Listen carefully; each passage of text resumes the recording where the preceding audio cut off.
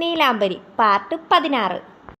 ഹരന് ആഹാരം വിളമ്പാൻ പോയ രാധികയോട് ഹരൻ്റെ വാചകം കേട്ട് എല്ലാവരും അവനെ തന്നെ നോക്കി. എല്ലാവർക്കും അവൻ്റെ സ്വഭാവം അറിയാവുന്നത് കൊണ്ട് തന്നെയാണ് അങ്ങനെ ഒരു നോട്ടം. ലക്ഷ്മി രൂക്ഷമായി ഹരനെ ഒന്ന് നോക്കിയിട്ട് ഹരിയെ ഒന്ന് നോക്കി. ഹരി കുനിഞ്ഞിരുന്ന് ചിരിക്കുക. അതേ അവസ്ഥ തന്നെയായിരുന്നു മഹാദേവൻ്റെയും. പക്ഷേ നീലുവിനും നിച്ചുവിനും അത് മനസ്സിലായില്ല.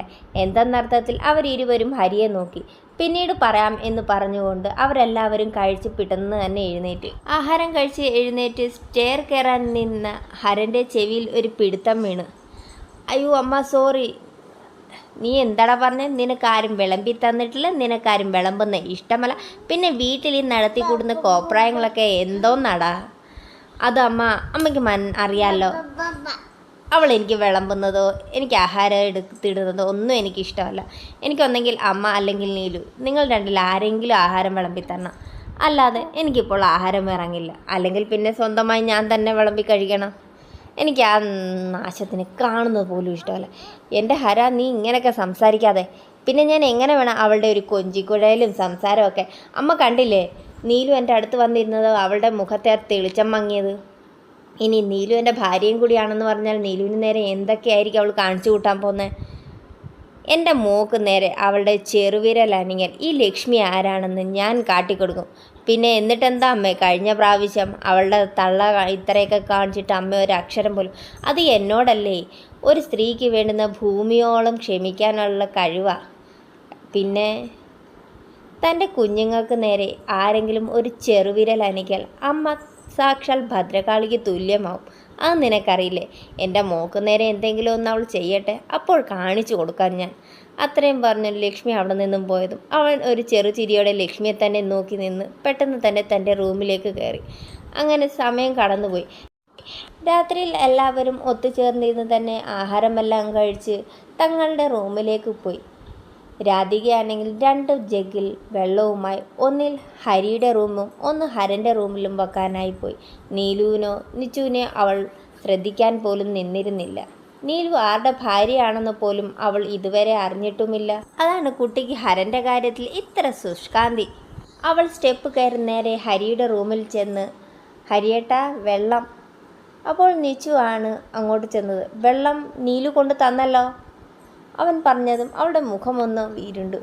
എങ്കിലും അത് കാര്യമാക്കാതെ എങ്കിൽ ശരി എന്നും പറഞ്ഞ് അവൾ തിരിഞ്ഞ് അടുത്ത റൂമിലുള്ള ഹരൻ്റെ റൂമിലേക്ക് ചെന്നു. അവൾ ഡോർ നോക്ക് ചെയ്തതും നീലു ആണ് റൂം ചെന്ന് തുറന്നത്. ഡോർ തുറന്ന് മുന്നിൽ നിൽക്കുന്ന നീലുവിനെ കണ്ടതും അവൾക്ക് ഒരു അമ്പരിപ്പും അതിനോടൊപ്പം തന്നെ ദേഷ്യവും തോന്നി. നീ എന്താ ഇവിടെ? എന്ത്? അപ്പോൾ ഹരൻ അവളുടെ പിന്നിൽ നിന്നും, എന്താ രാധിക? അല്ല വെള്ളം. നീലു വെള്ളം കൊണ്ടുവന്നിട്ടുണ്ട്. പിന്നെ രാധികയോടായിട്ട്, ഹരിയുടെയും എൻ്റെയും കാര്യത്തിൽ മേലെ ഇടപെടരുത്. എനിക്ക് ആഹാരം വിളമ്പി തരണമെങ്കിൽ അത് നീലുവോ അമ്മയോ ചെയ്തുകൊള്ളും.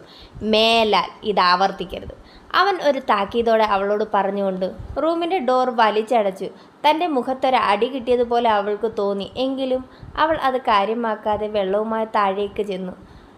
കൊണ്ടുപോയതുപോലെ തന്നെ 2 ജഗ്ഗും വെള്ളവുമായി താഴേക്ക് ഇറങ്ങി വരുന്ന രാധികയെ ശ്രീജ കണ്ടതും, എന്താ മോളുടെ മുഖത്തൊരു തെളിച്ചക്കുറവ്? അങ്ങോട്ട് പോയപ്പോൾ ഉള്ള തെളിച്ചമൊന്നുമില്ലല്ലോ. അത് നീലു അവർക്കുള്ള വെള്ളം കൊണ്ടുപോയി. അതുമാത്രമല്ല ഹരനേട്ടൻ്റെ റൂമിൽ നീലു ഉണ്ട്. അതിനെന്താ അമ്മയ്ക്കെന്താ അമ്മേ? ബോധമൊന്നുമില്ലേ? അവൾ ഹരിയുടെ ഭാര്യയാ, അല്ലാതെ ഹരൻ്റെ അല്ല. പിന്നെ അവൾ എന്തിനാ അതും ഈ അസമയത്ത് ഹരനേട്ടൻ്റെ റൂമിൽ നിൽക്കുന്നത്? അതിൻ്റെ ആവശ്യം എന്താ? എൻ്റെ പൊന്ന് രാധികയെ, അവൾ ചിലപ്പോൾ വെള്ളം കൊണ്ട് വെക്കാനായിട്ട് ഹരൻ്റെ റൂമിൽ ചെന്നതായിരിക്കും, അല്ലാതെ വേറെ ഒന്നുമല്ല. എങ്കിലും റൂമിനകത്ത് ഡോർ ചാരി ആ രീതിയിലായിരുന്നു റൂം. എൻ്റെ പൊന്ന് രാധികയെ, നീ ആവശ്യമില്ലാതെ ചിന്തിച്ച് കൂട്ടാതെ ചെന്ന് കിടക്കാൻ നോക്ക്. നാളെ തന്നെ അമ്പലത്തിൽ വെച്ച് എന്തൊക്കെ പൂജയുണ്ട്. അവരുടെ കൊച്ചുമക്കളുടെ വിവാഹം കഴിഞ്ഞതെന്നും പറഞ്ഞ് നാളെ നമുക്കും അവരുടെ ഒപ്പം പോവാം. നീ തല ചുമ്മാ പോയിക്കണ്ട. അവർ പോകുന്നതിന് മുമ്പ് നിൻ്റെയും ഹരൻ്റെയും വിവാഹത്തിൻ്റെ കാര്യത്തിൽ ഞാനൊരു തീരുമാനമുണ്ടാക്കും. അതിന് അമ്മ ചില കാര്യങ്ങളൊക്കെ മനസ്സിൽ കരുതി വച്ചിട്ടുണ്ട്. അത്രയും പറഞ്ഞുകൊണ്ട് അവരിരുവരും അകത്തേക്ക് പോയി. എന്നാൽ ഇതെല്ലാം കേട്ടുകൊണ്ട് മറ്റൊരാൾ അവിടെ ഉണ്ടായിരുന്നു. അവരിരുവരും പോയി കഴിഞ്ഞതും, കഷ്ടം, പൊട്ടക്കിണറ്റിലെ തവളകളാണെന്ന് ഇപ്പോഴും അറിയാതെ ഓരോ കാര്യങ്ങൾക്ക് വേണ്ടി പ്ലാൻ ചെയ്ത് കൂട്ടിക്കൊണ്ടിരിക്കുക. ഇതൊന്നും ഹരൻ അറിയാതിരുന്നാൽ തന്നെ ഭാഗ്യം. അവൻ്റെ ചെവിയിൽ ഇത് വല്ലതും അറിഞ്ഞാൽ പിന്നെ ഈ തള്ളയും മോളുടെയും കാര്യം പറയേ വേണ്ട. അയാൾ ആരോടെന്നില്ലാതെ പിറുപിറുത്തുകൊണ്ട് തൻ്റെ റൂമിലേക്ക് പോയി. പിറ്റേന്ന് തന്നെ അതിരാവിലെ എല്ലാവരും ഒരുങ്ങി അമ്പലത്തിലേക്ക് ചെന്നു. അമ്പലത്തിൽ ചെന്നതും ഹരിയും ഹരനും നിച്ചുവും നീലുവും എല്ലാവരും ഒന്നിച്ചു തന്നെയായിരുന്നു. ഹരൻ്റെ മുന്നിലേക്ക് ഒരു താലവുമായി തിരുമേനി എത്തി. ഈ സിന്ദൂരം എടുത്ത് തൻ്റെ ഭാര്യയുടെ സീമന്തരേഖ ഒന്ന് ചുമപ്പിക്കാൻ പറഞ്ഞു. ഇവരെല്ലാവരും ഒന്നിച്ചിരുന്നതുകൊണ്ട് രാധികയ്ക്കും ശ്രീജയ്ക്കും ആരോടാണിത് പറയുന്നതെന്ന് മനസ്സിലായില്ല. എങ്കിൽ താലത്തിലേക്ക് കൈവെക്കുന്ന ഹരനെ കണ്ടതും നീലു അവൻ്റെ അടുത്തേക്ക് ചേർന്ന് നിന്നതും കണ്ടതും രാധികയ്ക്ക് അതൊരു ഷോക്കായിരുന്നു.